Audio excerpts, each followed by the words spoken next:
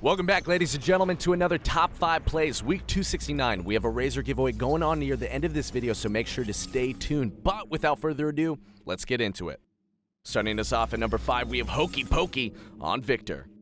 Hokey steps into the wrong side of the neighborhood and the chase begins. Thresh flashes, throws out Death Sentence, but it barely misses. Gravity Field saves him a little time, and the speed boost from Siphon Power helps him keep his distance. Death Ray is doing work on the Tank Echo, but Hokey is about to get cornered, and he knows it's time to fight. Thresh shows up just a second too late as Hokey bursts down Echo with Chaos Storm. Thresh lands Death Sentence and pulls himself into the eye of the storm and quickly disintegrates. Hokey turns to his final opponent, bursts him with Siphon Power Death Ray, and flashes the distortion, keeping himself alive. At number 4, we got a challenger play coming in from Bobjenkins on Kennen. The blue team is halfway done with Baron and the red team have them surrounded, but they are missing their Talia. Renekton tries to push Bob and Graves away, but Bob ain't afraid of no crocodiles. He hits Maelstrom flashes and uses his Proto Belt, getting himself on top of the entirety of the blue team and gets perfectly repositioned by Tristana's Buster Shot. And even in challenger, people will steal your pentas. Feels bad, man.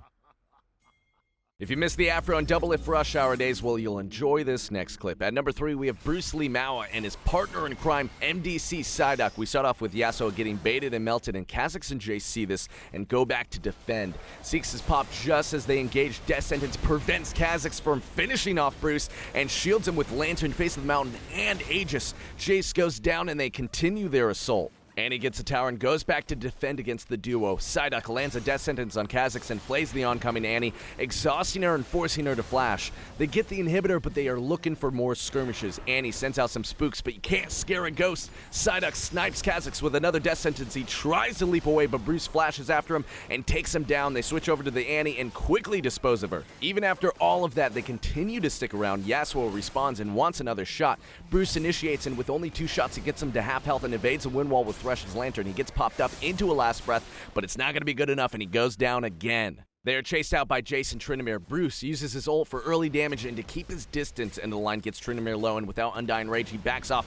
Bruce at this point puts all of his faith in Psyduck and straight up face checks Jace with no health and survives with Psyduck's activatable items. Tryndamere has his ult and the final battle approaches. Undying Rage is popped immediately. Trynd uses Blade of the Ruined King, slowing Bruce. Psyduck goes in to save Bruce and dies for his comrade, and they get the second ace.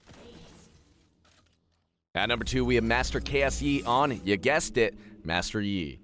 He waits for the Kha'Zix to get close and activates Highlander, and by the time Kha'Zix reacts, it's already too late, and the red buff finishes him off. Yi uses Bork on the Shen, baiting 3 crowd control abilities, and he alpha strikes the Shen, going for the reset. He quickly switches to the Lucian, acquiring the triple, hits Viktor once, and then Thresh, ensuring his next alpha strike gives him the penta.